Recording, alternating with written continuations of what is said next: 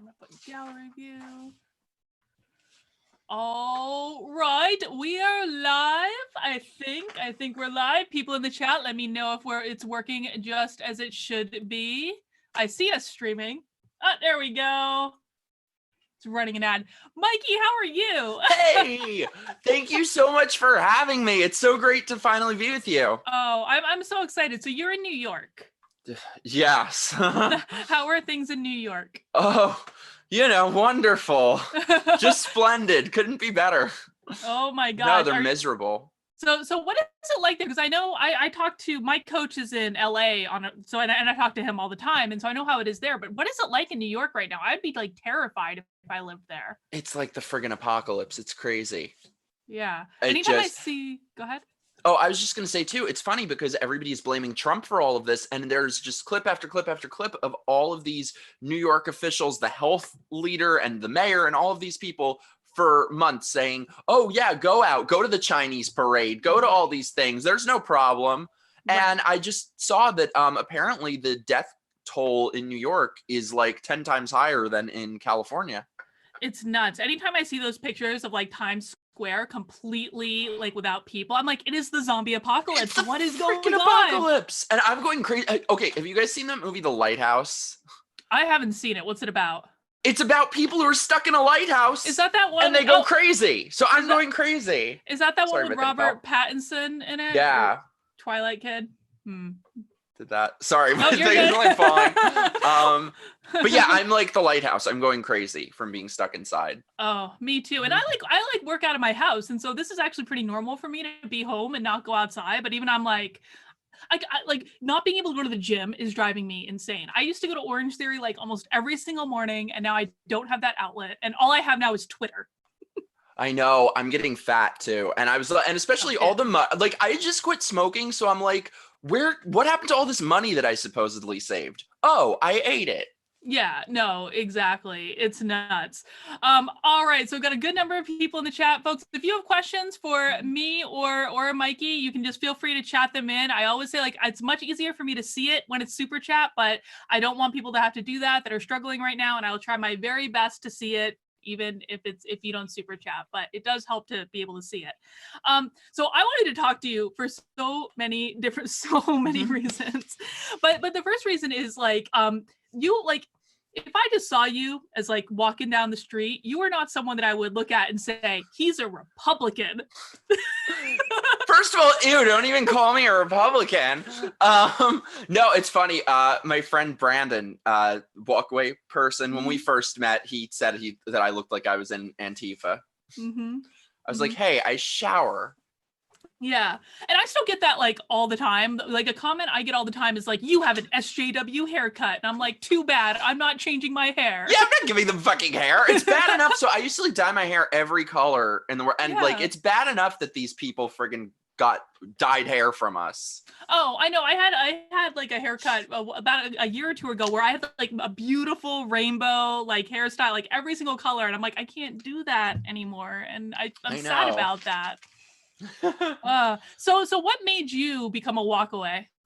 Oh God, what didn't? I think so. I used to be like a hardcore Democrat. I literally like volunteered for Obama in 2008 and thought he was Jesus. And I think around probably like 2015 was when everything started. The big thing was I've always been like an artist, a writer and stuff, and seeing suddenly how psychotically politically correct everyone was becoming, that I'd never been called any of these names before in my life. And now suddenly every single day I was a racist, I was homophobic, I was a sexist, every day, no matter what you did.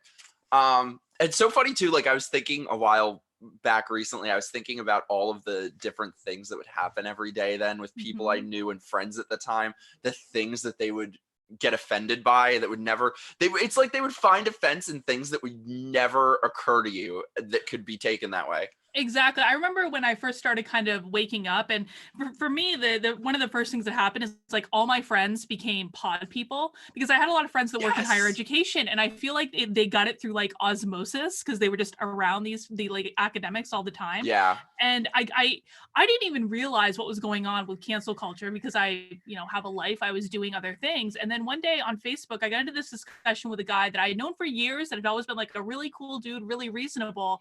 And he accused me of tokenizing someone because I brought something up into the conversation, and the person I brought up just happened to be black. And he's like, Carlin, you're tokenizing. I'm like, I don't even know what that means. Let me guess. White liberal? Of course. Of course. Oh, and he was white dating liberals always know best. Of course, and he was dating a black SJW, which is how he learned God. that word, of course. Oh And God. it's just like, and There was one. Oh, I'm sorry. No, you go. There was one at the time where, remember when the Pulse Orlando shooting happened? Yeah. So there was this person, she was actually a writer for BuzzFeed that I knew at the time, posted this article, siding with the article, about how they had this. So the day after it happened, they had this memorial at Stonewall in New York for the victims, the 50 people who were murdered.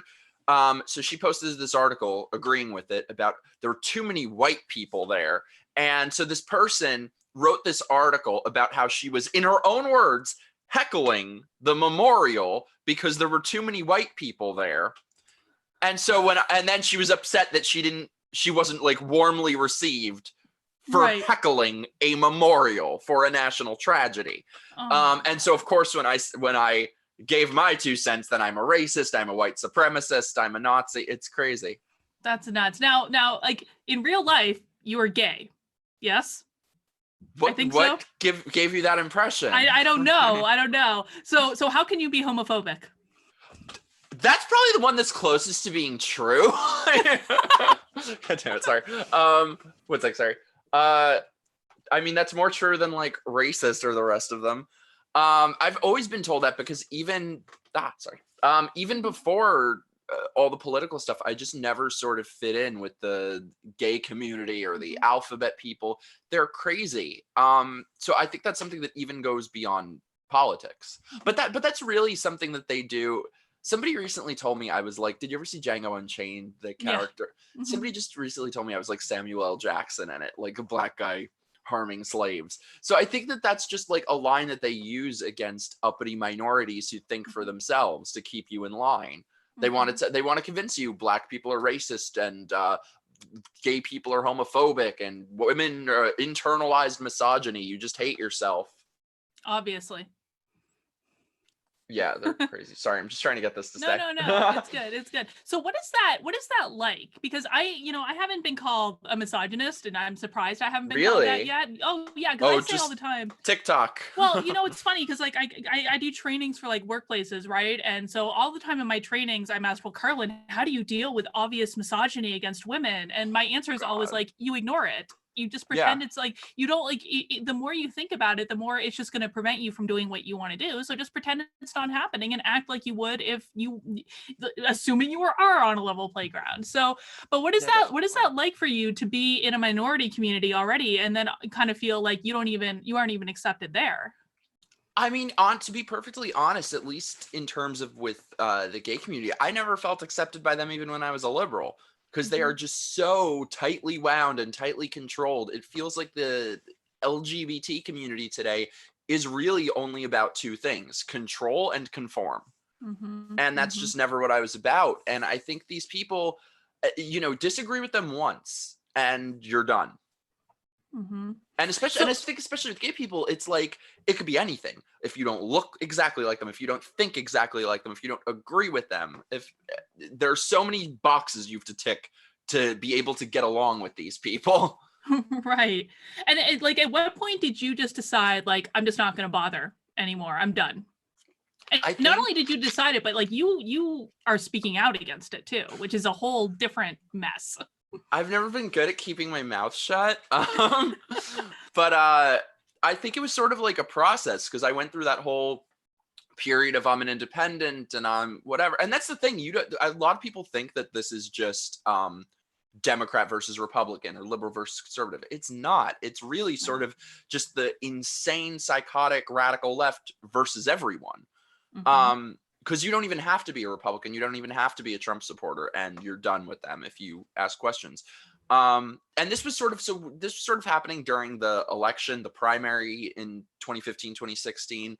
And any news story that you wouldn't just repeat the conventional applause lines for, like Black Lives Matter, Mm-hmm. Yeah. Cunning and Brave, you're done. You're a racist. You're a Nazi. Like that time that those girls took over Bernie Sanders' rally. Yeah. Right. And Bernie's Yeah. just standing back and letting them. Oh, okay. Yeah. Yeah. Have the mic. Yeah. Protest is good. I'm like, and I'm not against protest, but there's a time, like, there's a no, but if you can't control your stage, you can't control the friggin' country. I'm sorry. Right. I said the same thing. I remember, like, Yeah, and this same. is. But I was a racist for that, of course. Oh, of course you are. Like, we're all racist and Nazis and every phobe in the book. Yeah. I remember, like, I actually donated to Bernie Sanders' campaign almost immediately after he announced this time around, because I was like, yes, Bernie's going to get in. It's going to be entertaining, at least if nothing else. And I've always liked Bernie. And so I donated to his campaign, and I bought like a t-shirt and a hat. And they never ended up sending it to me until like months afterwards. I was so angry. And I was like, I emailed them one time. I was like, you have like the largest campaign staff of anyone else. If you can't get an online store in order, why would I like trust you to run the country? And I'll tell you what, I got my t-shirt and hat really quickly after I said that. That's amazing. Oh my god. You can wear it and be like that creepy TikTok chick with the Bernie shirt. Have you seen her? No. The one that does like this shit and is just like dead behind the eyes? No, you've totally seen her. Trust me. I'm sure the one I probably that's have. like, okay, boomer. Oh wow. And she just is like, has these like psycho eyes, but she's also dead behind them. Yeah. She's freaking creepy. I don't know. They're all pod people. Like, it's They like they've are. lost the ability to think for themselves. And it's like, Yeah. oh my gosh. So I have so many things I wanted to ask you about. And I think the biggest topic that I've been thinking about lately is, you know, you survived a Twitter ban. You survived like the ultimate cancel. Yeah, right? I did. Which is so fascinating. So how did you get banned from Twitter, and how did you manage to wrangle your way back from it? I like to say that I'm like a horror movie villain. You can cut off my head, you can shoot me, you can throw me off a balcony, light me on fire, and I will still come back. Yeah, so I never really got a legitimate reason from them.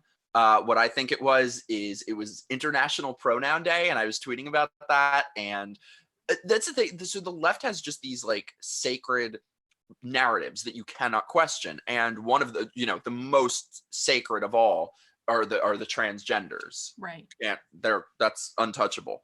But one of their very sacred narratives is this supposed epidemic of transgender murders, which is a lie. It's not happening. It's ridiculous. Against trans Black women too, right? Because that's like that's like double.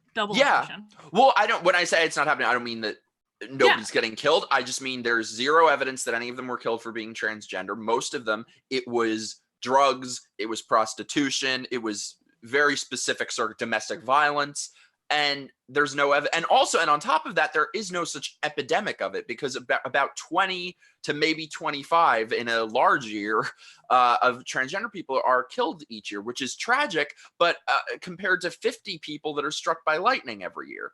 Right. So there is no such epidemic. A member of the general public is 5 times more likely to be the victim of a homicide than a transgender person is. So I said, I was like, you know, hey, good news.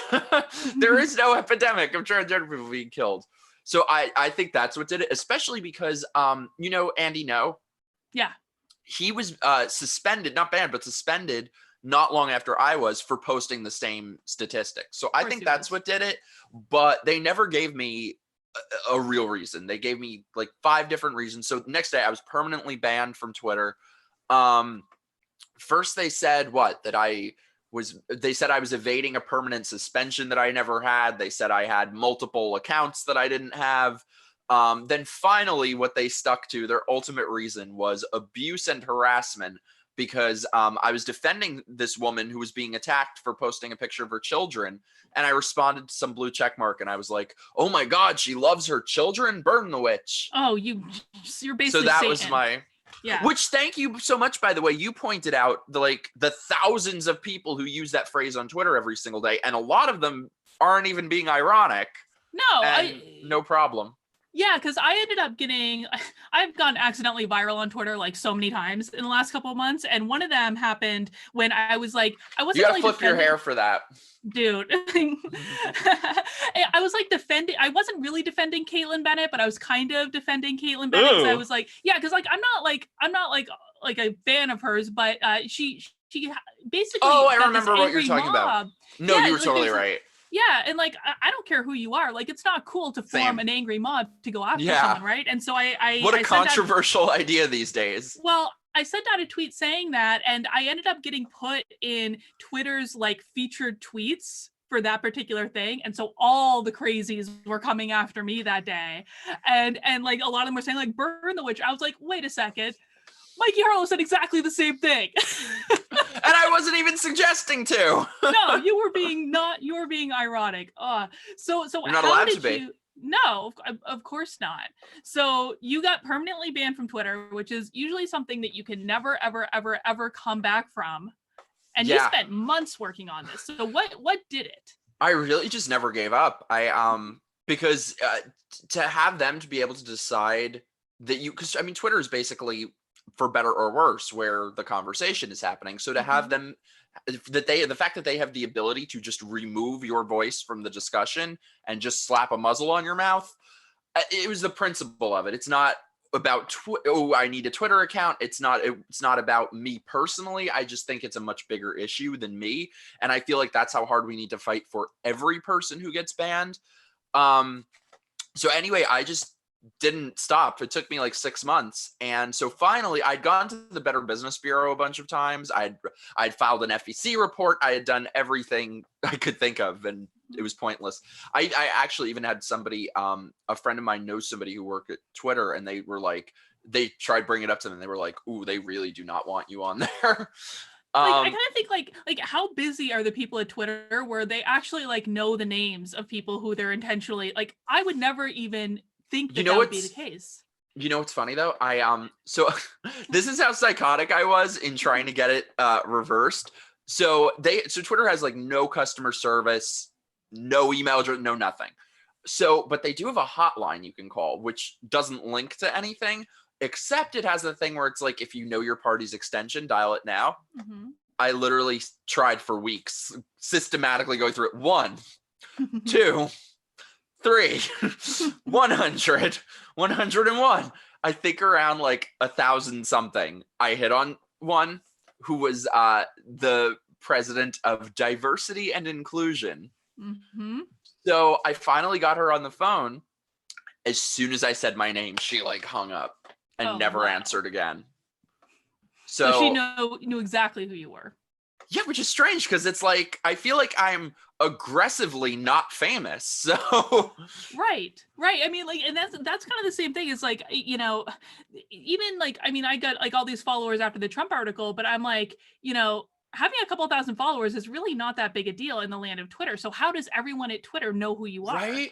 Yeah.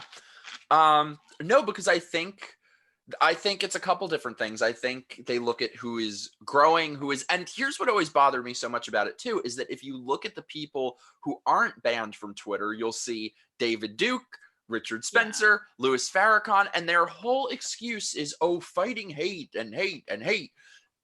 Wouldn't you start there? Not that I want those people banned, because I don't think that's the right thing, but wouldn't you start there if that's what you supposedly care about? One would think. So what I ended up doing is somebody was like bragging that they were taking credit for getting me banned, and they openly claimed that they were targeting LGBT Republicans with doxing and false bans and all of that. So I don't even know if that's the person who actually got me banned. Probably not. But as soon as I saw that, I was like, ooh, boom, leverage. Mm-hmm. So I filed one more report with the Better Business Bureau, because that at least gets it to a human. And I was like, here you now have written evidence that this person's targeting LGBT people. You got to translate it into leftists. So yes. I played that friggin' LGBT card like blackjack. And I was like, with targeting LGBT people with doxing, which is a crime in the state of California. So if you do not restore my account by Monday, I will be filing a lawsuit for the targeted violence of LGBT people. I kind of My account was restored within an hour. And they didn't even tell you, right? You found out by accident. No, I had no idea. I found out when people who follow me were like, "Oh my God, are you on?" Yeah. A similar thing, not quite as crazy as yours, but like a similar thing happened to me in the last week on YouTube so last week, I think I posted on YouTube that it was 2 weeks ago. It was actually last week. I was doing a live stream with Joshua, who I do a live stream with every Thursday at 9 p.m. And, he's a psychic and we banter about news and he does psychic predictions based on the news. It's just fun, right? And we don't do anything controversial in it, but I had the live stream scheduled on YouTube so people could set the reminder. And literally 5 minutes before we were scheduled to go live, I get this notification that I got a community guidelines violation for this live stream. And I'm like, I haven't even said anything yet. Like, how am I getting canceled before? Like, this is not Minority Report. How am I getting canceled before I even open my mouth? And so they dinged that live stream. I set up another one really, really quickly. That one was almost immediately dinged too. And then I was like, well, what's going on now? And so basically we just ended up getting on Zoom and just like connecting directly and not scheduling it in advance. And that seemed to be okay. That one is still monetized to this day. So apparently that one follows their rules.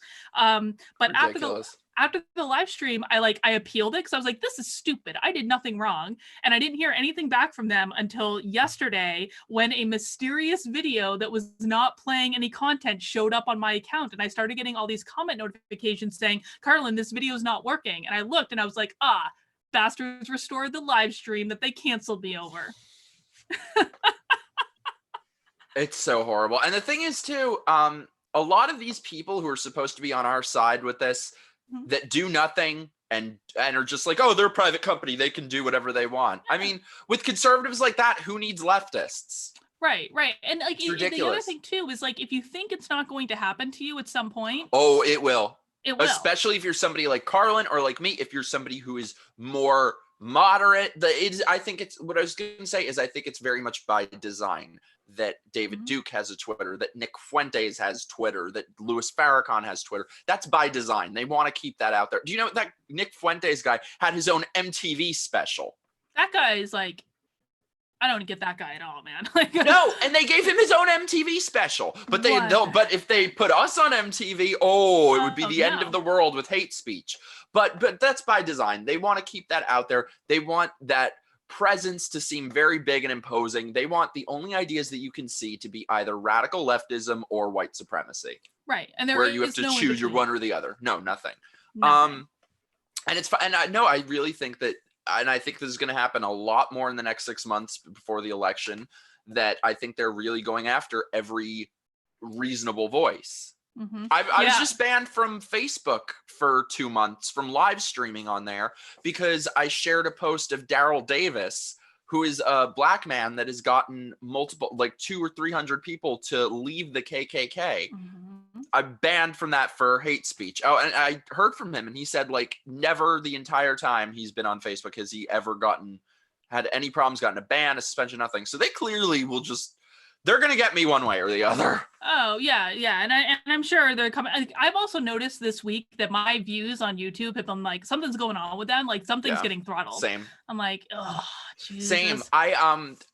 With my channel, it is 100% friggin' Carlos Maza who did it. Do you remember him? I remember my channel was doing so well. And then once he threw his hissy fit, YouTube changed their guidelines. And now I'm lucky to get a couple hundred views. So you guys, please subscribe to my channel. Yes. It's like in the thing. It's just my name. Please help me fight YouTube. Subscribe to Mikey's channel. Subscribe to him on YouTube. Follow him on YouTube or on Twitter. All those things because he's awesome. Yeah, and it's like, what? I said you're awesome. I should have mentioned, by the way, like we knew each other before Carlin. She like was a follower of mine and was amazing. And I remember you back when you were like a hardcore Buttigieg supporter. And I was like, oh my God, I'm so happy to have someone to know someone who doesn't hate me. That's like on the side. So I'm just so happy for everything that's happened to you. Like this is such a case of when good things happen to good people. Well, I mean, it didn't always seem like a good thing, if I'm honest, because it was a complete accident. I did not expect any of this. Same with my stuff. It's like, just like one day a bomb goes off on your life But it's been a really like eye-opening experience, and it's like, you know, one of the things, and this just happened on Twitter today too, is you know, how quick the left is just to go right to cancel has become abundantly clear to me in all this. And it's like they don't even attempt to make an argument, they don't even attempt to have a discussion. And I should say too, like, I'm not talking about everyone on the left, I'm talking about the far left crazies, because there are good, I like to think I'm a good liberal, but not a Democrat anymore. But in terms of like the left, like, who is there amongst them that will fight against this? I really like Jimmy Dore. That's one, but who? Like, he's sort of like more fringy. So who is like a mainstream left? Like, I just never see any of them, because I think so much of it is built upon social pressure. You know, I had some like, so at the time when I first started questioning this, you can ask questions or anything. When I first started questioning it, I lost pretty much every friend I've ever had in my life. But then in the past year, once I started speaking with Walkaway events and doing all of that and became more known for this, at least to the point where I can't hide my views, what bothers me even more than the friends who ditched me before that were the ones who had no problem with my views for 4 or 5 years until other people started listening to what I had to say. And then because of the social pressure and that their friends will know and their friends will be like, how can you be friends with that person? Then it's done. Yeah, people just have no backbone at all to say like, this person's always been my friend, they've always been good to me, they've always been there for me. No, it's like immediately just cancel. And for me it was a little bit different, because I you know, I've never been extreme either way. I've always been kind of in the center, but I always kind of kept my more conservative views to myself. I just never really talked about them, because in the friends group that I was in, it just would not have been accepted. And even a couple times, I remember when Neil Gorsuch actually got nominated for the Supreme Court, and my view on that was kind of like, like, I don't love him, like he's way more conservative than me, but I thought he was a good man. I thought he was a competent jurist, and Trump can do whatever he wants. And I never minded the Hobby Lobby decision, because frankly, like, what a lot of people don't know about Hobby Lobby is like they were offering like 16 different types of birth control, and people were freaking out because they didn't offer 2 specific kinds. What? I didn't even know that. Oh yeah, they were offering 16 different types of birth control to their staff, and people are like, Hobby Lobby, it doesn't want women to have control of their bodies. Like, no, make a choice between 16 different types of birth control. Like, be a reasonable person. That was a story that happened while I was still a Democrat, and it's funny because to this day I'm still learning things that I didn't know the truth of during that time, because I really was that person where if Rachel Maddow didn't say it, it didn't happen. Right, exactly. And I just found out about that by accident, because I was like, I'm very crafty, right? So I was making a lot of jewelry at the time, and like Hobby Lobby sells great jewelry supplies, and I was like, ooh, I don't know if I want to patronize this store if they're evil people. And I looked into it, I was like, what that, like, when I went on birth control back in the day, like I was given 3 options, and 3 options were more than enough. It's ridiculous. But I think something that a lot of people, like, I don't know, I feel like there's so many people who, leftist is the default, really, especially in places like New York, or it seems like it's just everywhere. When you think of everything that the left controls, the media, academia, everything, corporations, I think there are definitely people who are in a conservative bubble, but I think they're almost choosing to be in that bubble, whereas left is the default. It's just everything that we're told is objective and neutral and fact-based. I was actually just talking about this with somebody yesterday, but I was thinking about when I was in high school, and I went to public high school in Manhattan. And I was just thinking the layers of how ridiculous everything was, that the school literally had communism club. There were posters of Che Guevara on the wall. We had a homework assignment that we had to write an essay why Che Guevara is our hero. We were never told the part about him beheading gays. The history teacher took the class on an illegal trip to Cuba to teach about how wonderful socialism is. And then they asked him why, and he was like, oh, I'm a communist. And the school literally had communism club. And so something, I was just thinking about this, but I think something that's really funny is I will never forget my first day of school there. We had this stupid thing that they did where they went around the room and everyone had to answer the same question. And it was, what do you want in life? Right. So this was like, you know, I'm old. So this was like during the Bush administration. And I hate the Bush administration. I think it was the worst ever. But regardless, so anyway, so they're like, okay, what do you want in your life? First person answers, I want the Bush administration to be taken out of office. So, oh, very good, great answer. The teacher applauds. Second person goes, what do you want in life? I want the Bush administration to be wonderful. Yeah. Third person, Bush administration. Fourth person, Bush Stunning administration. and brave. Every single person answers they want the Bush administration gone. That's what you want in your life.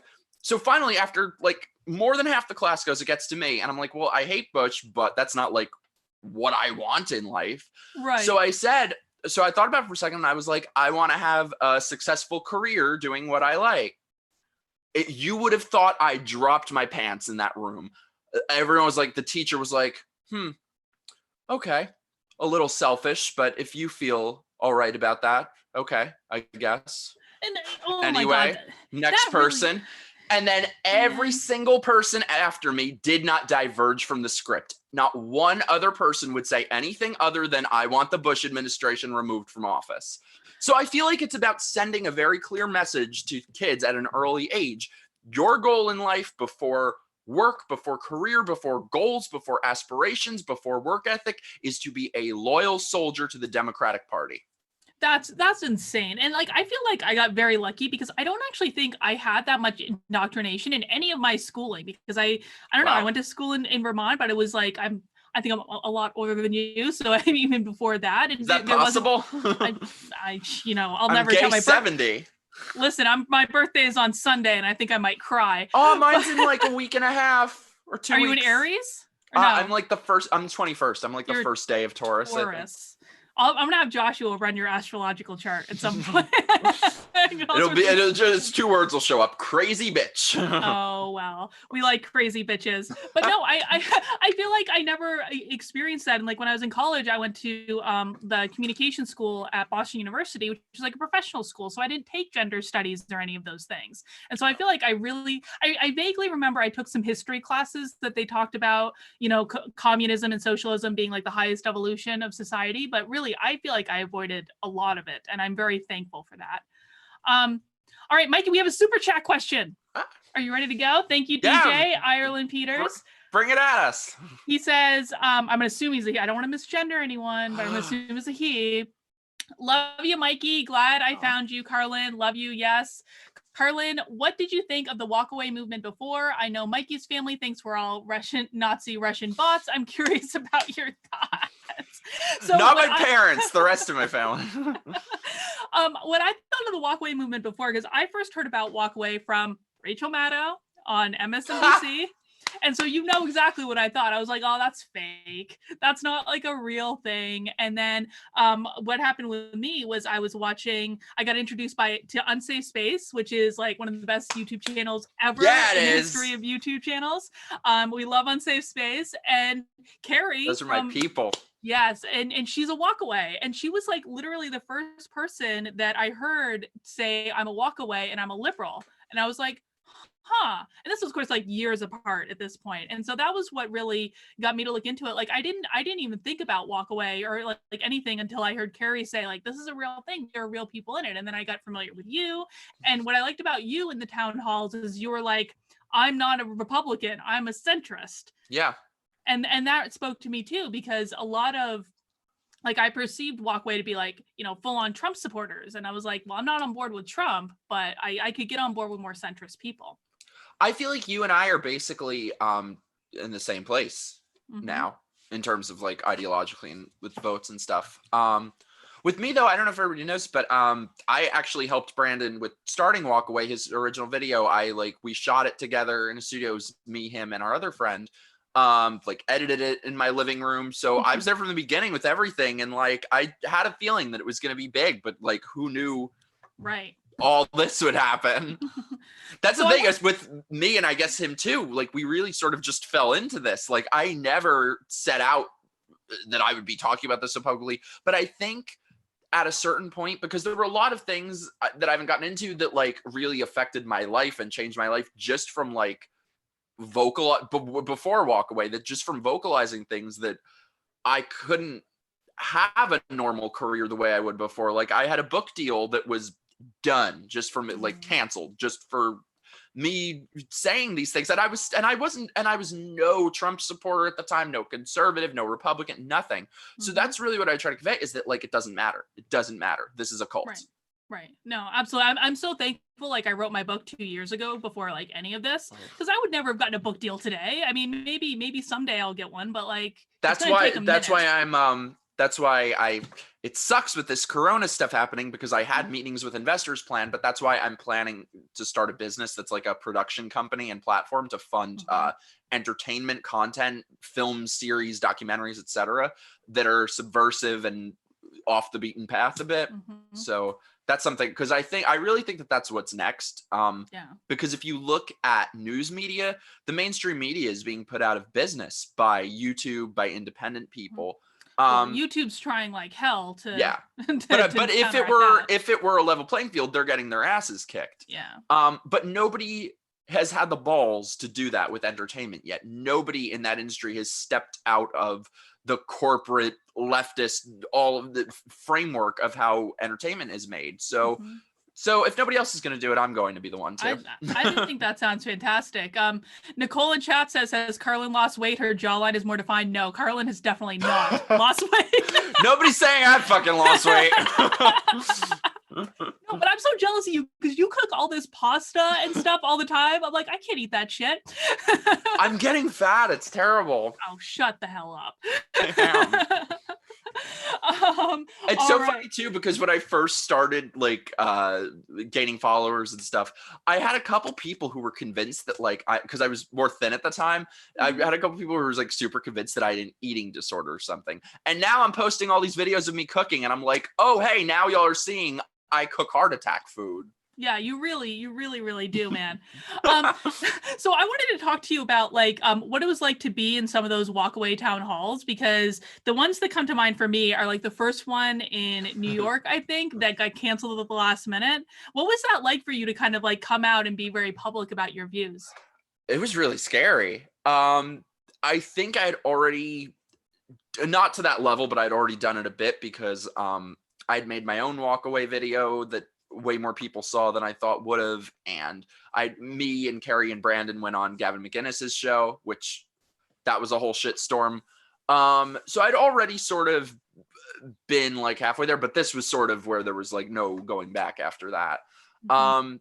It was amazing because honestly, like I said, I think especially in the LGBT community, it's something that goes so far beyond politics. So to be somebody who, even when I was a diehard Democrat, liberal, never fit in with them, never liked what they were about, their culture, I never agreed with it. I never liked it. I never fit in with it.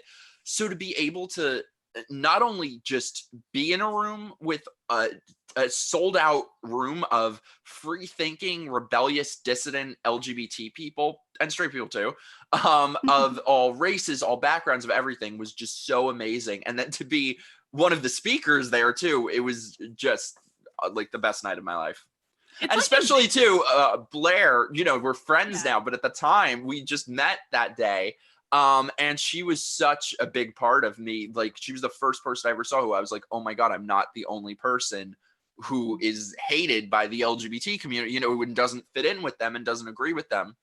So yeah, it was so great. And that was so crazy because our event was supposed to be at the LGBT center, and it became this big controversy, this big news story, and it got canceled, and we had to find another venue. And the police ended up having to basically close the street down with the protesters and stuff.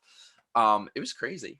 And those protesters did not look very happy when Brandon and Blair went over to talk to them. I was with her too. We all separately went to them and we're like, hey, why don't you come inside? It's a town hall. Make your voice heard. No. Yeah.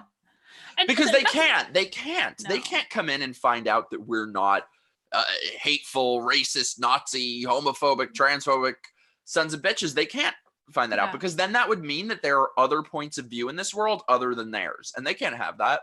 Right. And that's one of the things that's like so confusing to me. And I think sometimes I'm almost like a little purposefully naive, because I want to really think the best of people and I want to see the best in people. And it's hard for me to wrap my head around how, like, why someone would just purposefully not engage. I mean, to me, like, engagement and discussion and debate, that's one of the most invigorating things. And that was one of the things that after my article went viral and all of a sudden I was having all these conversations with conservatives, I was like, oh my God, this is amazing. This is like so much more fun than talking to the left. And just to stand there and say, no, I'm not going to talk to you. Like, I just don't get it. And I honestly, I cannot imagine still being friends with and the people I used to be and surrounded by the people I used to be, where you have to tiptoe around every little thing you say. Right. There was one back in the day where I don't know if you remember this, but Gwyneth Paltrow with Goop and all her Yes. ridiculous shit. So this person I knew at the time posted an article about Gwyneth Paltrow on Goop was selling a 24 karat gold $25,000 dildo. So I thought that was a joke, but it was real. So I commented on it. This was back in the day. I commented on it. I was like, oh my God, I can't believe this is real. She's ridiculous. A dozen people. How dare you? You're denigrating women. Check your male privilege. You can't say anything. Oh my God. And I'm sorry, but anywhere where I cannot make fun of Gwyneth Paltrow's $25,000 dildo is not a world I want to live in. That's just screaming to be made fun of. And you know what? Listen, like the person that made the $25,000 dildo is laughing all the way to the bank. Yeah, seriously. You know, someone is like, it bought that. Oh my gosh. All right. So okay, so the Walkaway town hall though, that really kind of like, I mean, this was like one of my like last nails in the coffin with me and the Democratic Party, was the one in San Francisco. Tell me about what that experience was, because I was like following your posts all day, and I swear if I had been able to get on a plane and go out there, like I really would have. I was so angry. What happened? Oh, I love you. Well, so first of all, I should just say, so we've now planned 5 LGBT town halls. 4 of them were canceled. And you know, usually we fight really hard. Usually we can swing it and get another venue last minute and scramble, but because they always do it like right before, like Chicago, they did it less than 24 hours before, and we were running around the streets of Chicago for 8 hours looking for a venue. So with San Francisco, they canceled us maybe 3 hours before the event. And San Francisco is insane. I've never seen anything like it in my life. Also, I don't know if you guys know of Scott Pressler. He's amazing. He does so much great work. So he's done this thing of cleanups in different cities. He was doing one during the day in San Francisco that we were helping him with, and then he was speaking on the panel with us at night. So we go to his cleanup during the day. Antifa is protesting it. They're protesting him picking up trash. Like how people can see that and think that that's acceptable is like, they're screaming about, like, they make no sense. So anyway, so then the venue cancels us, and the reason that they gave, which I thought I had heard some ridiculous ones before, but so this cleanup was all about like basically helping homeless people and helping people. Like there's so many photos of Scott with these like little old ladies in Baltimore and other places hugging him and thanking him. It's literally picking up trash. That's it. So they said that we are denigrating the homeless and we're attacking the homeless. Somebody actually even posted that we are a violent group going around killing homeless people. Of course, because you are a violent human being. Oh yeah, can't you tell? But so anyway, so we were like, so obviously this was like, also I should say, this was basically the last venue in San Francisco. We had tried every single one. We'd already been canceled by one before. We tried every single one. Nobody would take us. So, and this is 3 hours before, there was nowhere else we could find. So we were like, you know what? Screw it. We're going to have our event right in front of the building. And what happened then? Yeah. So we get there and it is just a mob scene. It is Antifa, the Black Bloc, they're waving giant red communist flags and screaming. And what I cannot emphasize enough too. Every event we have done, the New York one, the LA one, the Chicago one, San Francisco, every single one, you look at the people who are there for us, you will see every color, every race, every ethnicity, every gender, every sexual orientation. It is literally the friggin' United Colors of Benetton. It is the most diverse group you will ever see. You look at our protesters, snow fucking white, and talking about race. They are all white. So what actually was really funny is at our New York event, they were screaming, Black Lives Matter. But they're all white. So all the black people, though, were like lined up to waiting to come into our event, and they started screaming it back at them. So their brains broke. So they switched it to trans lives matter. Of course they did. But once again, all the trans people were on our side, so they started screaming it back at them, and then they just like their brains broke. Oh my God. But go ahead. Oh, I was just saying, so anyway though, so San Francisco, it was insane. It was honestly, I think, to be perfectly honest, I think a lot of people like watch this stuff on YouTube and it's entertaining and it's salacious and it's funny, but to be there, it was honestly a very traumatic experience. I think especially because we're the types of people that really want to have productive dialogue and change minds and have civil conversations. And this was just like nothing we'd ever experienced. And these people are so psychotic and so irrational. I mean, the things they were screaming, fuck Nazis. Yeah, fuck Nazis. No one likes Nazis. We're not no fans of KKK. Yeah, no KKK. What are you talking about? Like, they're screaming things that we don't disagree with. But it's like they've created fictional characters in their heads that share our names and our faces and nothing else. Yeah. And there is no talking, there's no convincing them, there's no nothing. Mm-hmm.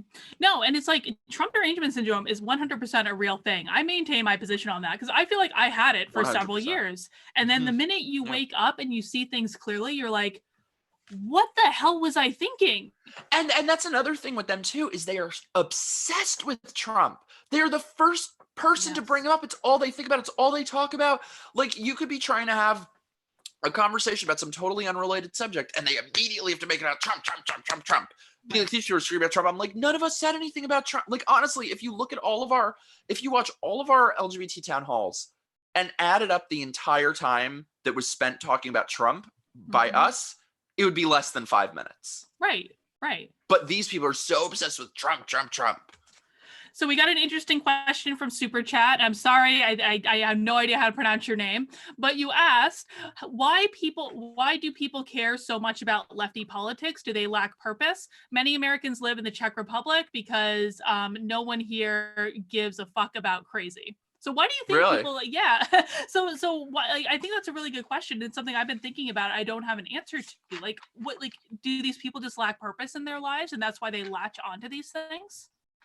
For some of them, yes. I think, like, if you look at, okay, so I think there are a couple different angles of this. So if you look at, for example, like a screaming bald lady at our event who's screaming at the sky, yeah, you lack purpose. But I think another thing too, and this is very common with all the LGBT stuff, is it gives unwell, unmotivated people an excuse to not have to look inward, to not have to examine their own failings, to not have to get help if you are mentally unwell, like a lot of these people are. It tells okay, so this is what I find very, and by the way, when I say conservative, I'm using that word very loosely. Right. I'm not a conservative. You're not a conservative. Just to avoid confusion, I will say that. But to me, conservatism is sort of like your football coach saying, get off your ass. You got this. Get up. Whereas leftism is like your abusive mother who's like, oh, you can't do anything. You'll never do anything. You can't do that. You'll never succeed. You'll never amount to anything. Everyone's out to get you. Oh, and nothing is ever your fault. And what kind of mentality is that to succeed? So I think it's much easier to just blame everyone else. And the thing, and I will admit, not really in that aspect, but in the way of thinking, I used to be that person who thought like, oh, they don't like me because I'm gay or because of this, and everyone's homophobic and once you let that go and realize that like at least 95% of the time that is not true, you see the world as it is. Yeah. Well, I think that's actually, it's a really interesting point, and that's something I've actually found, much to my absolute shock, that I align with conservatives on. And I just didn't realize that I did for some reason, because I had done, I mean, for the past several years for me, it's been more of like a spiritual journey for me to do like a lot of inward work and release a lot of like pain and baggage from things that have happened in my life. And I've done all sorts of crazy shit. Like I've gone on multiple meditation retreats. I've gone to Peru to do ayahuasca. I've done like ayahuasca several times in the US, and it really does help. And I'm a big fan. But like I've done all these spiritual things. I meditate every single day. And part of what you learn when you're on a spiritual journey like this and working with all sorts of different teachers is that it really is about taking responsibility for your experience. And if you're experiencing something that is a reflection of something that is going on inside you. And if you don't like what you're experiencing, then you have to do what you can to overcome that and change yourself so you can change your relationship with whatever it is. And so that's actually the topic of what my book is about. And when I wrote my book, I never anticipated, it never occurred to me that this was very in line with some conservative values of like pulling yourself up by your bootstraps and you're not a victim and take responsibility. And that's something I actually really appreciated because I went to CPAC right after my article went viral. And first off, it's one of the most diverse groups that you will ever see. I mean, there's all sorts of different people at CPAC, and people like Scott Pressler and Brandon and Diamond and Silk, and you know, all these people from and the marginal. And well, yeah, but I'm not like, you know, I'm like a straight white lady, like, so I'm not in the marginalization. Well, but no, but I hierarchy, mean, like, intellectually diverse. Yeah, well, and yeah, there were absolutely people, and they were having like good conversations, but they were people from like the oppressed classes were like the stars of CPAC. Yeah, no, honestly, that's what I noticed too the first time back when I was sort of like dipping my toe in the water, and I would go to different speaking events and that were considered more right leaning. And I was shocked that, like, oh my God, look at all the Black people, look at all the gay people, look at all, it was just not at all what I had ever been led to believe that it was. Yeah. And even like the Trump rally that I went to in New Hampshire, which like is like the whitest possible place besides Vermont probably that you could be, there was a lot of diversity even at the Trump rally. And I like the left really doesn't understand this. And they refuse to. Oh yeah, they refuse to even see, because it's really disruptive to your world when you start seeing that it's not what you thought it was. And not everyone's a racist, and not everyone's a homophobe, and not, No. I'm really interested to see like where Asians are now going to rank in the marginalization hierarchy, because they're like going up. This. Yeah. You're right. Actually, that's a really good point, because I've always said there are two minority groups that the left hates, Jews and Asians. Yeah. Because it disproves their entire theory of everything. Yeah. I mean, Jews went from being put in ovens to being one of the most successful groups in less than half a century, but they're still talking about slavery. Yeah. I think that's going to be really interesting. And like, you know, I got in trouble. I actually lost a client because right after the coronavirus stuff started taking off, I was so just like amused by Kung Flu and calling it Kung Flu, which like to me is still like the most hilarious thing ever. And I posted about Kung Flu and had all these memes about it. Oh, I saw this, what she said. Oh, yeah. And so I got an email from one of my clients basically saying, Carlin, we're going to have to sever our working relationship unless you repent of your sins. Repent. I was like, and you know what's funny about that? It's a religion. Oh my God, it's crazy. But you know what's funny about this particular client is I knew I was going to lose them from like day one. Because have you heard of Jack Murphy? Why does that sound familiar? He wrote a book called From Democrat to Deplorable. Oh, yeah. He was on Tim Pool, right? Yes, he was on Tim Pool. Oh, yeah, I like him. And so that episode of Tim Pool's show, it aired like a day or two after my article went viral, when I was just like still like, I didn't know what the hell was going on. But I sat down and I was like actually watching it. And so I'm like watching this live, and Jack Murphy's talking about just his experiences and what happened to him. And as he's talking about it, he never said the name. So for people who don't know, Jack Murphy essentially, something just happened. Hang on. Coming back. Okay. My computer is going crazy. All right. So Jack Murphy got fired essentially from his job after he got photographed with someone that he didn't really know, but happened to be in the same photograph with them. And it got put on the internet, and it was like I want to say like a neo-Nazi or something, but again, he like didn't know them. He just happened to be in the same place at the same time. And so he ended up getting fired from his job over that. And he's talking about that experience, and I'm listening to this and I'm like, holy shit, he got fired from my client. I started putting two and two together, and I was like, he got fired from my client. And I ended up DMing him on Twitter. I was like, I think this is where you worked. Is this where you worked? And he like confirmed it. I was like, well, gonna lose them like 100%. That's crazy. I was like, and at that point I'm starting to make a list in my head of like, which clients am I going to lose over this article going viral, where I didn't even say anything controversial in it. I don't think. No, God, no. But that's almost worse. Yeah. I honestly, that's how I felt with me in terms of getting banned from Twitter. Is I was like, I think they almost prefer people who are outrageous and obnoxious and saying crazy shit. Yeah. And I find it's like really even hard. Like I'm committed to having sane, rational Same. conversations with people. I think that's like really important, even if you disagree. But man, I'm tired, Mikey. I am Oh, I feel tired. you so hard. I feel you so hard. Oh, I understand you so much. Yeah. It's like these people are crazy and they just don't want to be reasoned with. No. It's like talking to a Scientologist. It's like It is like talking to a Scientologist. it's funny too because I'm actually I'm working on making a video about this. But if you look up, so there's like the National Cult Prevention League, and if you look up the warning signs of a cult, it sounds like it was just written about the left. It's like Mhm. it can't stand questioning. The group is always right. Loss of sense of humor, fear of being persecuted, fear of outsiders. Mhm. Oh, fear of dissidents, of people who have left the group. God. Like it is just so exact. Mhm.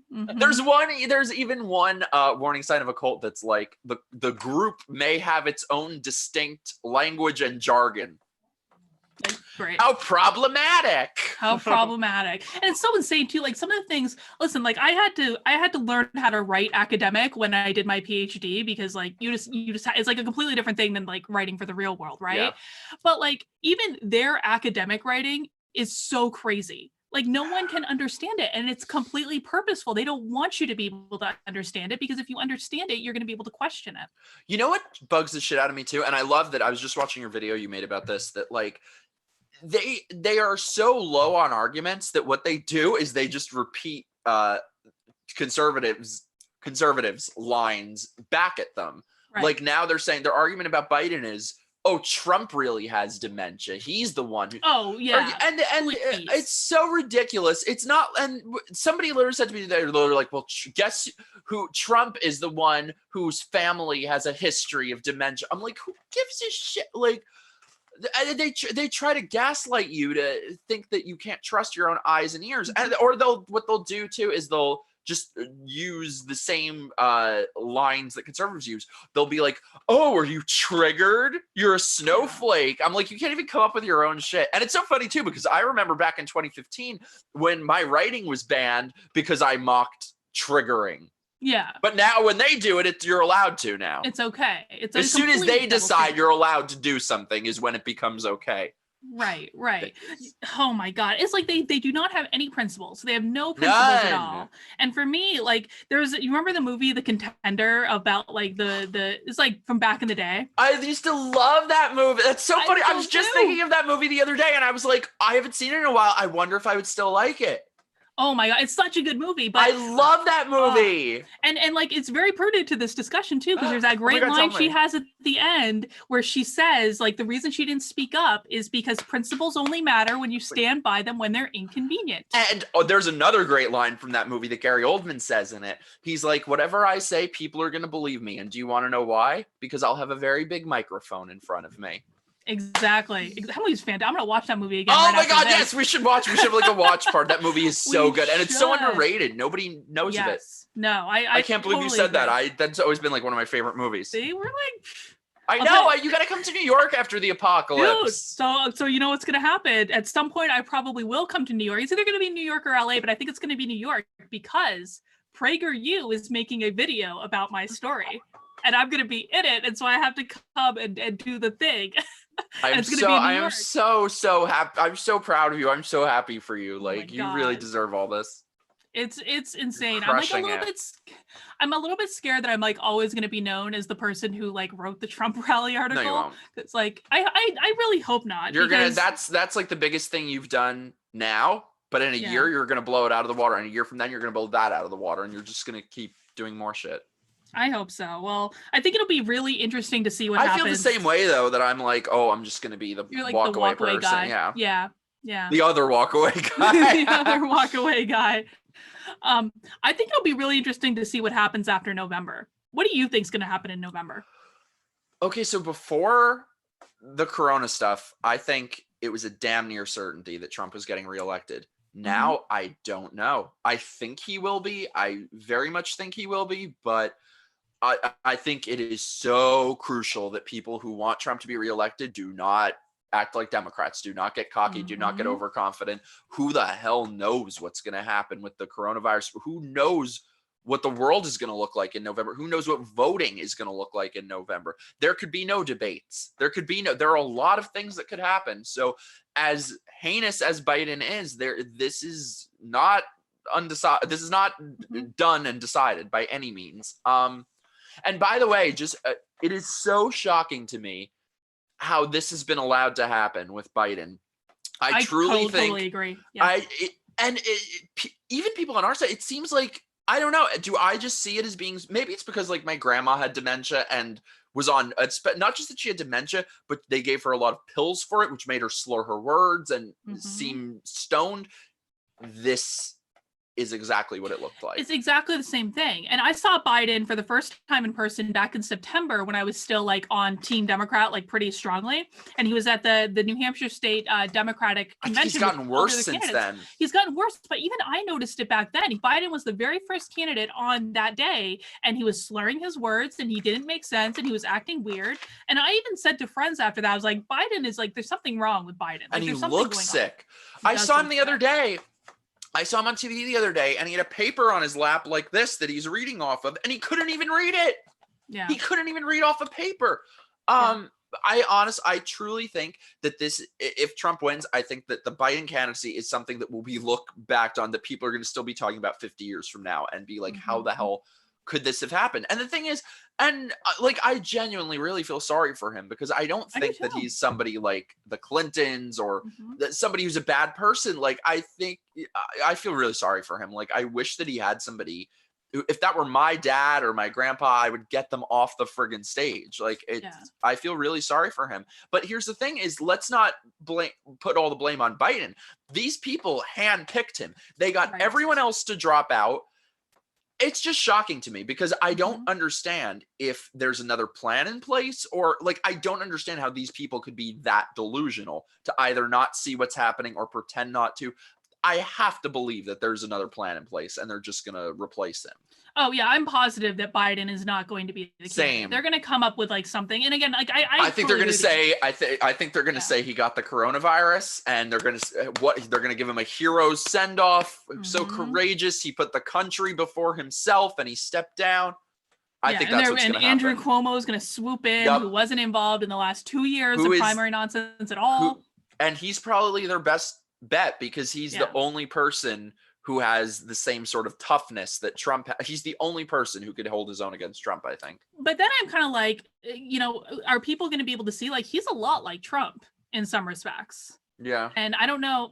I think it's going to be really interesting to watch what happens. But I made a video yesterday, and I'm deadly serious about this. Like, people need to stop insulting Bernie voters. They need to stop calling them communists. And like you were tweeting about this too, man. Like, it's stupid. And the amount of conservative fucking snowflakes that have been bitching at me for the last day or two. No, dude. I cannot stand. Like, okay, let me just preface this by saying they are not nearly as bad as leftist social justice warriors, because they don't have that level of control and power, and you're not going to lose your job. However, they're definitely right-wing SJWs, and they annoy the shit out of me.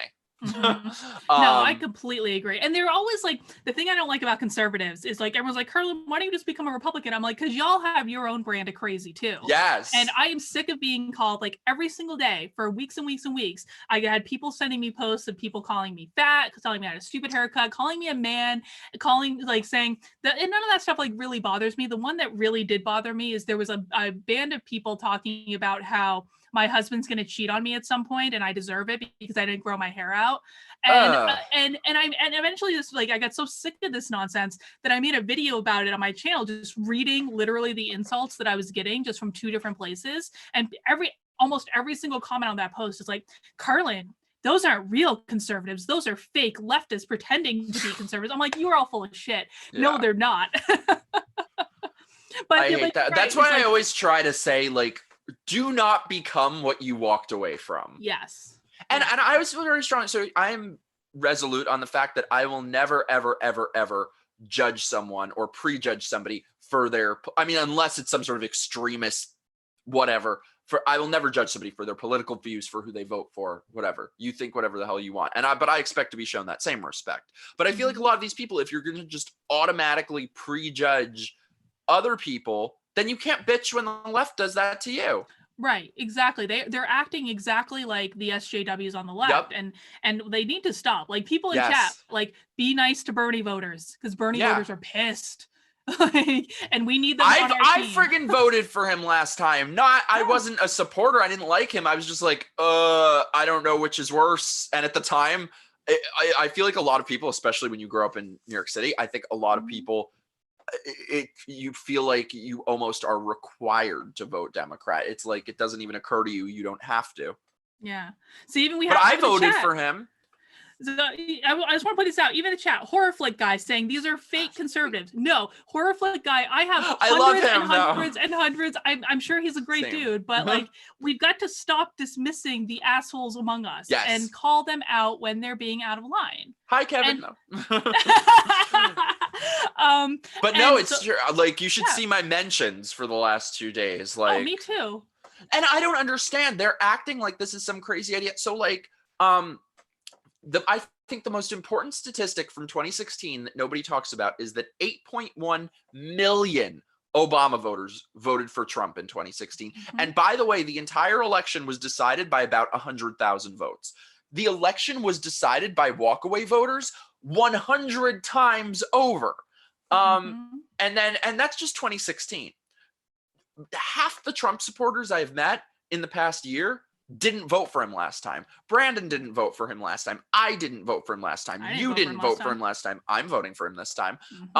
So but then these people, these like conservative snowflakes, they act as if, oh, this is some crazy idea to pretend that people are going to switch parties. Yeah. Yeah. And then like, they'll say stuff to me like, well, you're not really on our team. I'm like, we're voting for the same dude. We are on the same team, whether we like it or not. We need to That's play funny. nice I haven't heard that one before. For a little while. Oh yeah, because like, well, I say that all the time on my videos, like, we're on the same team, we have the same goal, we need to work together, and people are like, no, you're voting for him for the wrong reasons. I'm like, you know, fuck off. A vote is a vote. God. Like, relax. But what I've been hearing about the Bernie voters too is like, everyone's like, they're all communist and socialist. No, they're not. They're not. All Trump voters are Nazis. Right. See how easy that is to do? Exactly. Like, do not, like, you can't do to other people what what the left does to us. Because that's a leftist mentality. That's what leftists do. That they think, oh, racism against black people has been bad, so let's shit on white people, or people have hated gay people, let's shit on straight people. No, something, if something is wrong, it doesn't make it right if you just reverse who it's being done to. Because why? Principles only mean something yes. if you stand by them when they're inconvenient. Folks. Yep. Oh my God. Senator Lane Hansen, boom. A Republican, by the way. Oh, we got to watch The Contender. Oh my God, it's so good. I need to. Do we have anything else we need to talk about? You know what's strange? He never made another good movie. That's the only good movie that guy ever did. The one who wrote it and directed it. Oh, I don't know what other movies he's made. They're all shitty. Okay. Well, I don't need to know what other movies he's made then. What else do we have to talk about, Mikey? Anything other topics on your mind? Are there? I don't know. What does the chat say? Chat, do you have questions for us or any topics you would like us to explore? Let me. Chat's been good today, man. Let's see. Yeah. Just everyone's home. No one is it. Everyone's getting tired. Oh, I'm going friggin' nuts. Oh, me too. Kill me. I'm so bad anyway at sitting still that like. That's why I was a smoker for so long, because I would just like, it would give me an excuse to walk around and wander. And now I'm like going nuts.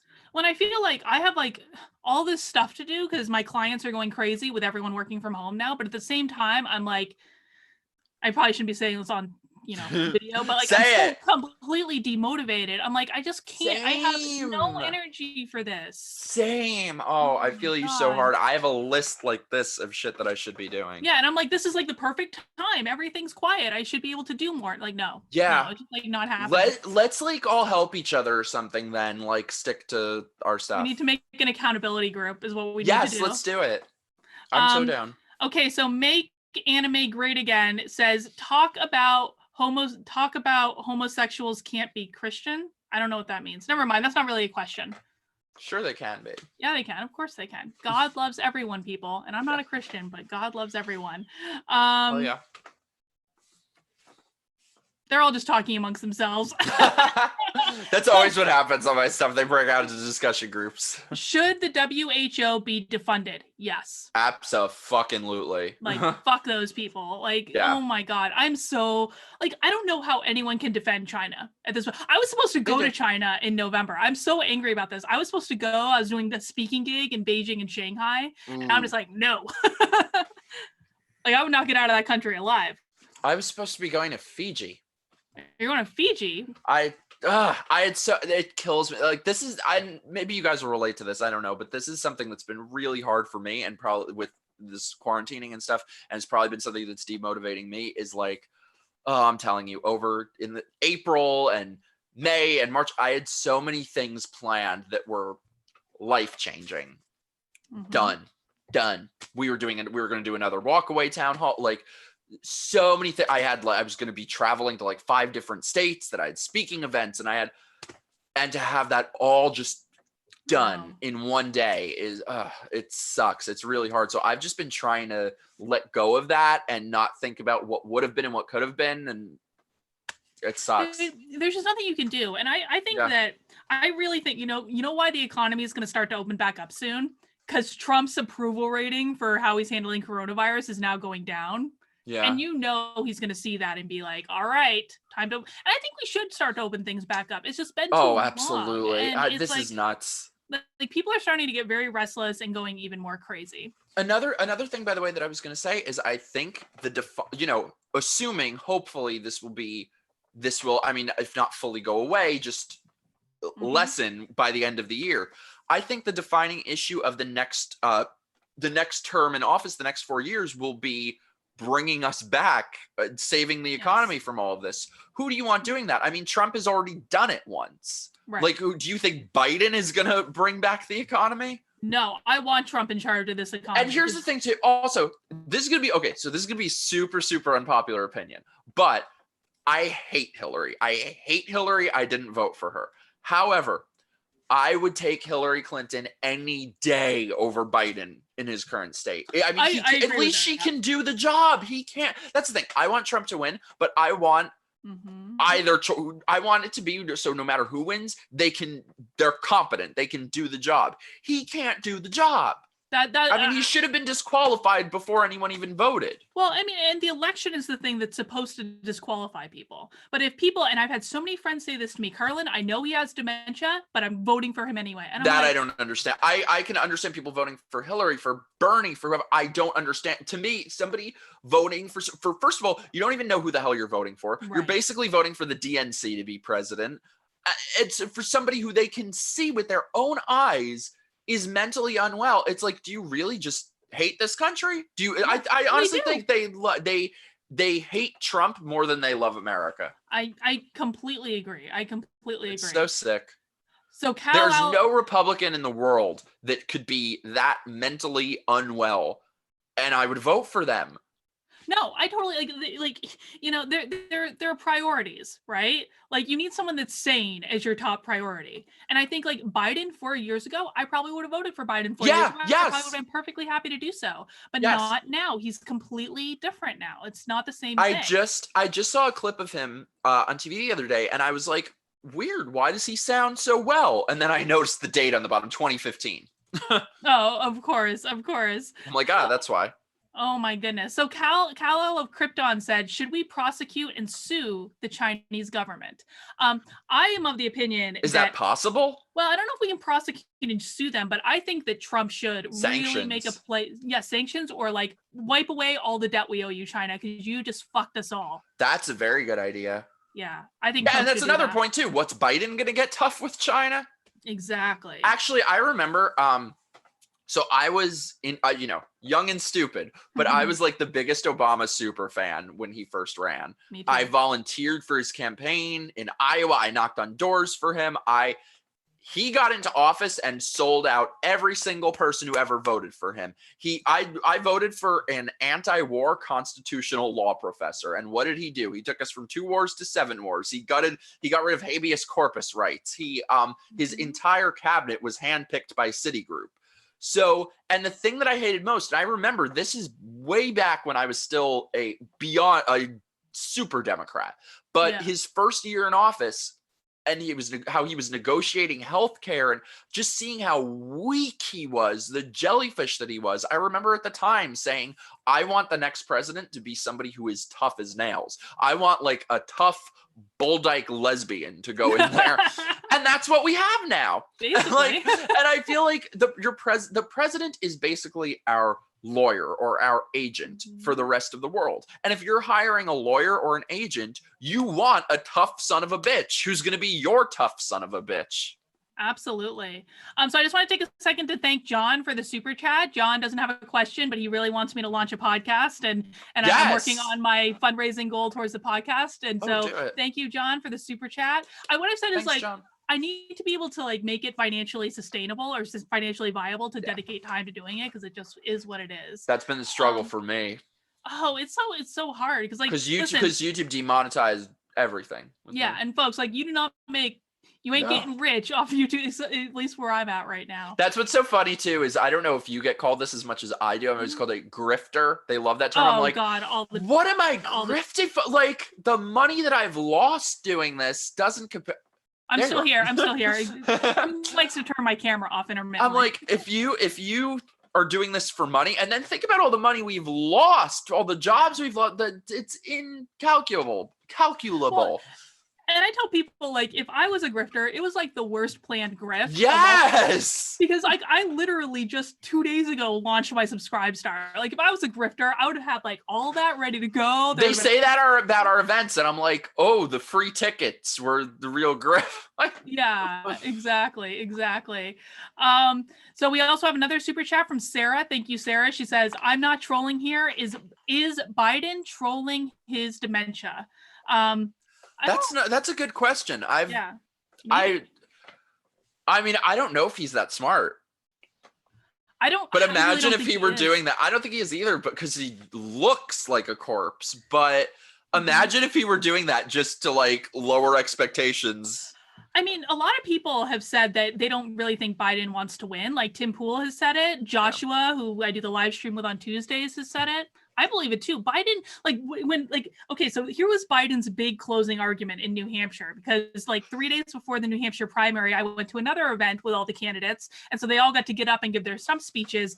Biden's big closing stump speech was essentially this. It was like, I was walking down the street in Manchester yesterday and I saw a kid that was cold on the sidewalk and I was wearing a hat. And I said to myself, why am I wearing this hat? And I gave it to the kid. That was literally Biden's big closing argument. I was like, what are you even doing, Joe? What is going on right now? You know what I thought was strange is the last debate that he did with Bernie Sanders. He seemed a lot better. He seemed a lot more together. But I think I realized what it was. I think because Bernie Sanders just repeats the same talking points over and over and over and over, that it's very easy to know what to say against him. Like there were points the last like couple of weeks, I would see Bernie Sanders in interviews and stuff or giving a speech, and I was literally speaking along with it because word for word, because he said the same things over and over and over. Right. And now we even see Biden in these interviews he's doing from his basement where he can't even string together a coherent No, and this is him being well rested and at home. Yeah. It's shocking. I mean, we've never seen anything like this. It's crazy. It's crazy. So and I love how I think Trump is handling it with like the way that he responds to it is like almost with pity. Like he feels sorry for him which is the worst, which is great. I think it's funny, but he was like, oh, Joe is not even watching this. And if he is, he doesn't know what he's watching. He doesn't know what's going on. Yeah. No, I think Trump's handling it shockingly well. So we got another super chat a while back, and I'm sorry, I don't remember who sent it in, but they wanted to know, what do we think of Tucker Carlson? I love him. I love him. He is probably my favorite person on the side because he gets it. He really gets it. He calls out all the bullshit on the right. And I think the Republican Party needs to become the Tucker Carlson party, basically, because this might be controversial to say. I think that Bernie Sanders type people hit on a lot of very real problems. They just don't have the right solutions. And I think Tucker Carlson addresses the same problems, but from a non-leftist point of view, that he talks about the disappearing middle class. He talks about corporatism. He talks about how we're selling the country to China and the ruling class and stuff. So that's really what I'm hoping can happen. It probably won't be anytime soon in a major way, but in the next like decade or so, I'm really hoping that what's next will be some sort of coming together of Trump people and Bernie people, because I think our solutions for it are totally different, but I think there are a lot of commonalities in terms of, they call it the 1%, we call it the deep state, but there are a lot of similarities, I think. The targets of our ire in many ways are the same. I totally agree. And I remember like back in the day, I used to watch him on, what was that show? He was on like Crossfire. I never liked him in that, but what he's doing now, I think is revolutionary. I really do. See, I really liked him in that. And then I went through a period where I really hated him and I refused to watch him. And now I like him again. And I found myself, like I was watching, I remember a couple weeks ago, I had CNN on for some ungodly reason. And about 10 minutes into it, I was like, I just can't watch this anymore. And I turned it to Fox News and Tucker Carlson was on. I was like, who would have ever thought I would think that Tucker Carlson would be the voice of reason in all of this? I think they need to listen to him on so many things, because for a long time, especially with the Bush and McCain and Romney, like that era, I totally stand by the fact that like even today, there's no chance in hell I would ever vote for any of those Republicans, for Bush, McCain, Romney, because I think that party for decades was the party of the elite, of rich people, if they didn't give a shit about the working class and all of that. So I think what Tucker Carlson talks about and that stuff is so important. I honestly think he's the most important voice on the right that there is. No, I completely agree with that. Mitt Romney is like totally on the outs. That's funny. I was saying to my friend who's a liberal, I was like, you don't get it. This is the genius of Trump, is that the 2012 ticket was so horrible. We all hated both of them. He's made both of them disappear. He's made them totally irrelevant. Trump, man, I swear, he is an evil genius. He really is. Like people laugh when he said like he's a stable genius. He has a genius to him. He really does. So here's another thing. I think he's the most strategic. I think he's a strategic genius, because to be president, you have to be very strategic. Like, I'm somebody who's studied strategy and game theory and stuff. And what bugs me, I'm working on a video about this now.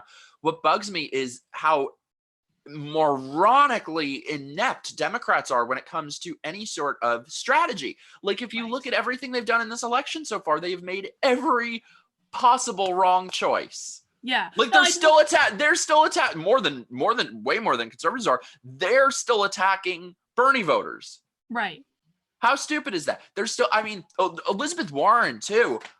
What the hell was she thinking? So I think she was set up at the beginning of this. I think she was set up to win. She had all the cards she had a full house. Like, so all she had to do was be the divider of the two sides, the Bernie and Biden side. All she had to do was ride the middle and sail her way to the nomination. Yeah. And she was like, no, actually, I'm going to lecture people about transgender 9-year-olds. Well, yeah. And just tried to like out Bernie and be woker than thou. Yeah. I'll tell you what, man, Elizabeth Warren, when she was campaigning in New Hampshire, I went to one of her town halls and I was like, she got training or something because she's likable. Like, what? I agree. I would, and her too, I would take her any day over Bernie or Biden. I don't know if I would take her over Bernie. I think I would take Bernie over Elizabeth Warren. I'll tell you why. So here's how I feel about with Bernie. Like, if he became president, my concern isn't even him, because most of his stuff wouldn't pass or whatever. My concern are the people who would be appointed, his cabinet, his appointees. He's surrounded by people who are horrifying. Linda Sarsour, the squad, the true extremists that he would put in. Why is it that person after person after person who works on his campaign have been talking about putting people in gulags? And, right. You know, as horrible as Warren is, that doesn't happen with her. Right. And thinking it's just like not a big deal and gulags are like really okay. And I was telling that to my husband because my husband's from Ukraine. And I was I made him watch the Project Veritas videos, and you just see like his brow starts to furrow more and more. And then he looks at me, he's like, Carla, gulags were not good. And I'm like, no, these people are insane. My friend Juana, her grandfather was put in a gulag and passed away because of that. So she gets very emotional when she hears about this stuff. It's crazy. But yeah, I would just be so concerned with Bernie being president. Bernie is the last of it. Yes. It's everyone else who would be around him. No, I completely agree. I always said the same thing. Like Bernie as an individual, I am comfortable with him. Yeah, but I agree. Not his advisors, not the people who are running his campaign, not anyone else. His supporter, or not a lot of the crazy ones. I mean, like the people who work on his campaign. Did you see too his? I think it was his press secretary. The moment that Bernie dropped out, he was like, "Okay, now I don't have to say Democratic Socialist anymore." Yeah, and we can just admit we're full-blown socialists at this point. Well, what's interesting too is they always come, Democratic Socialist. Okay, well, if there's really a difference between those two things and they're not a socialist, why is it that they all get so upset whenever you bash socialism? They won't stand for it. But I thought you're not a socialist. Yeah, you want us to be able to vote for this. Yeah. And now we know that they don't actually believe in the Democratic part of it, obviously. No, they never did. But yeah, Elizabeth Warren went insane too, though. It's like off the SJW cliff. It's like, you don't have to do that. Worse than any of them. And I don't know. And like, I got pissed off at Pete Buttigieg too at some point, because like Pete Buttigieg at the beginning was fine. He was fine. He was like boring, but I don't mind boring. I want the president to be boring. Like, I think that that's actually not a bad thing. But then he turned into Robot Pete at some point. I was like, I want to support you, but you're making it really hard. What's funny, I think too, is like the vitriol that and obviously I'm not a fan of his, but the vitriol that I've seen for him from LGBT people who, even after he dropped out, never acknowledged the historic nature of him running. Never. Not for a moment. So I think that really says so much about how in the LGBT community now, you need to be basically a communist. You need to be the most radical of radical leftists. It's crazy. Well, it's not even that. And like, correct me if I'm wrong, but like my perception of it is like, to be a good gay, you need to be queer. That's what I mean. Well, queer to me is the most radical of radical leftists. Yeah. And it's just like, I mean, fine. Like, I don't care. Like, do whatever you want to do, but it's okay just to be normal as well. And it should be okay. You cannot tell people that being gay is normal and natural and then call yourself queer. It doesn't work that way. Right. The very definition of queer is like mentally unstable, right? Yup. Thank you. Nobody knows that mentally unstable, shady, unnatural, abnormal. Yeah. And that is so the fact that is the word that they have bandied behind says everything you need to know about them right now. It's disgusting. Right. And then they talk about like, we're reclaiming words or whatever. And I understand colloquially, like Black people using the N-word, for example, but you don't replace proper terminology with that. You don't, instead of calling them Black or African American, call them the N-word community. Yeah.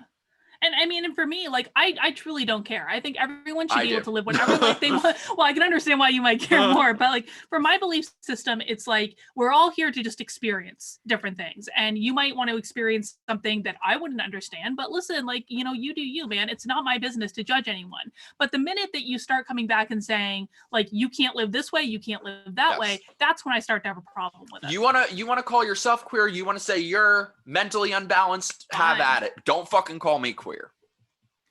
Yeah. And it's funny too, because that word's just totally replaced everything. If you look at like news articles now, like I just saw about some movie or something that there was like some Marvel movie, there's a lesbian couple, there's a queer couple. There's no such thing as being gay, lesbian anymore. Well, it's lesbians queer. are really getting the shit under the stick on this one, because like, and someone who's called a lesbian like every day of her life, every fucking day, which is fine. Like, I don't really, whatever. There's nothing wrong with that, but they're the ones that are really getting it, because it's not okay to be a lesbian anymore. You have to, and especially like the thing is that really boggles my mind is like the whole thing around dating, where if you don't want to date trans people, if you're a lesbian and you don't want to date a trans woman who has not I've gotten this too. It's not only lesbians. I mean, like, people have preferences. It just is what it is. If you think that, then you think sexual orientation is a choice. Right. And if I could choose, believe me, if I could choose, I would not want to have to friggin' date these guys. So like, I would have made that choice a long time ago. Believe you me. Oh, my gosh. All right, folks, any other questions? I need to go eat dinner or something, because I'm like, I need carbs, dude. I need carbs. I need to watch The Contender. Yes. Oh my God, I'm dying to watch. I gotta show that movie to my roommate. He would love it. Yeah. That movie's What do your so good. roommates think about all this? Because they're new roommates, aren't they? My last roommate, one of them flipped out on me because I shared an article on Facebook about Greta, Yeah. the people How funding her. dare you? He got violent. Like I literally had to like call the cops and lock him out. No, my roommates now are great. One of them is like very liberal, but we're friends and it's cool. So that's good. I love when that happens. So you mean you can still be friends with liberals? Yes, That's not he's actually kind of a like thing. it's honestly not really, but I've won. One is all it I takes. wished because like I said, I will never ever judge someone because I know what that's like. So I will never judge somebody for having different views than I do. Yeah. But how often am I shown that respect from other people? Right. Basically right. never. So we've got a good question from Hector in the chat. I think it might be a good place to like end the live stream off on for today. How do you see yourself in 10 years? Oh God. Hopefully alive. Yeah. My thing that I'm really focused on is my company Red Band that I'm starting, which is a production company and platform for film series, documentaries, comedy specials, talk shows, everything. That'll focus on entertainment, basically like punk rock Netflix. Yay. And the only requirement for having a show on there basically would be that it has to be something that these corporate studios wouldn't touch with a 10-foot pole. So this is sort of something that would really sort of take the power away from the media because nobody can cancel you here. It's all about what the audience wants to see. And the media can write all the hit pieces they want. They have no power here. So I think that I hope more people will do that. So that's really my huge focus, trying to get investment for that and get that up and running and produce good content. Well, I hope you're successful with it, man. Let me know if I can help in any way. I don't know how I can, but I'm happy to. If I get it up and running, you need to have like I want to have a show. Can I have a show? Yeah, your own talk show.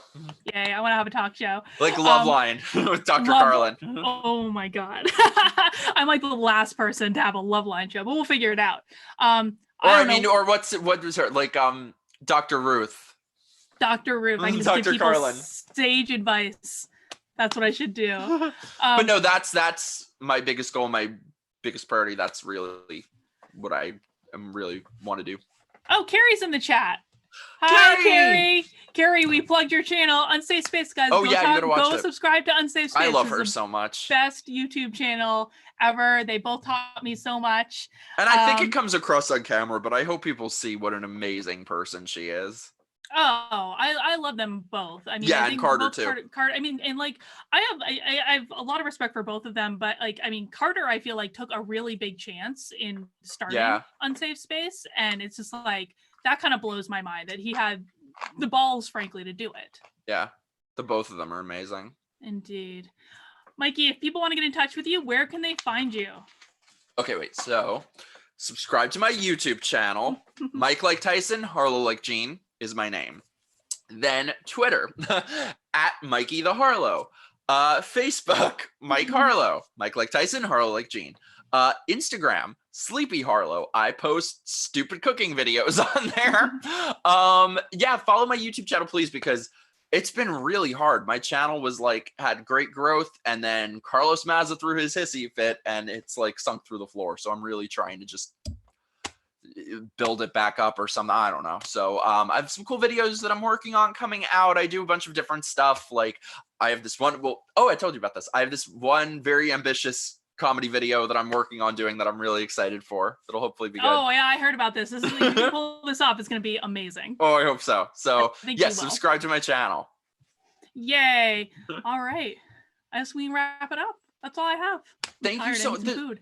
Yeah, my right before we got on, my aunt ordered like you know those websites that like deliver meals to you to keep in the fridge. She sent me a box like this big of a dozen meals. So yeah, I'm excited to like dig into these. I have to like DoorDash or something. I think the only food I have in my house is like cereal and mac and cheese. I can make I make amazing mac and cheese. I make jalapeno bacon mac and cheese, and it is the best thing ever. Ooh. And I couldn't make it for a couple of years because like actually a couple of years ago I was making it, and I was like rendering the bacon fat, and I hit the pan and it splashed bacon grease all over my hand. I got like second-degree burns, and it was the most awful traumatic experience of my life, and so I couldn't make it for a long time, but I've re-entered the mac and cheese game. Oh damn. Yeah. That bacon fat is like one of the worst burns. I think the only thing so worse than bad. that is like candy. If you've sugar and water, that's the worst. That and bacon fat are like. It was the worst experience of my Aw. life. I was crying like a little girl. Victor had to come home from work to take me to urgent care and all this stuff, whatever. But I got over it. I have a cool scar, you know.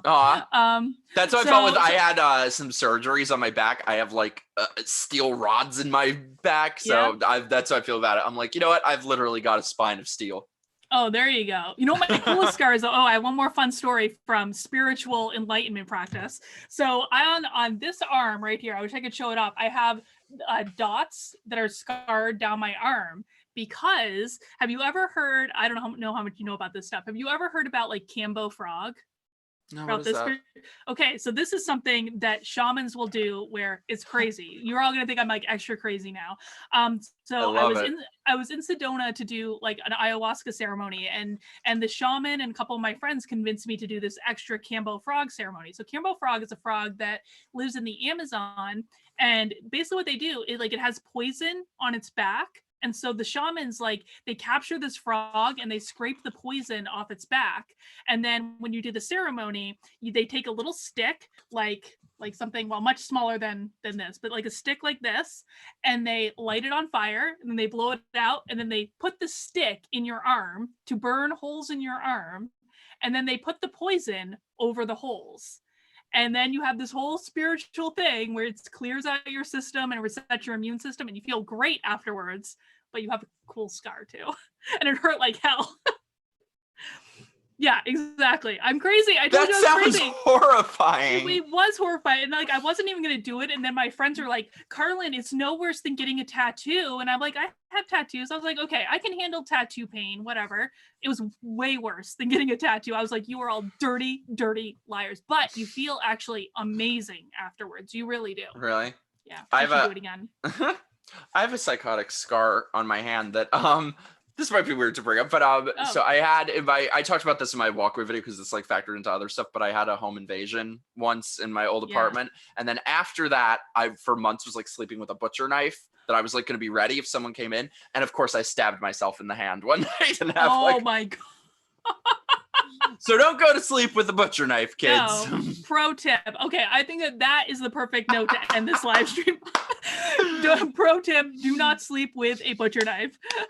It's a good tip now during the apocalypse. It is. We need these are things we need to think about. All right, Mikey, thank you for joining me for this chat. Thank you so much for having me. You're the best. You got to come on mine sometime. I would love to come on yours sometime. We definitely need to do it again. And yes, crossover. Safe. Yes. And yeah, I will talk to you soon on Facebook, I'm sure. Yes. Love you. You're the best. Thank you. You too. Bye.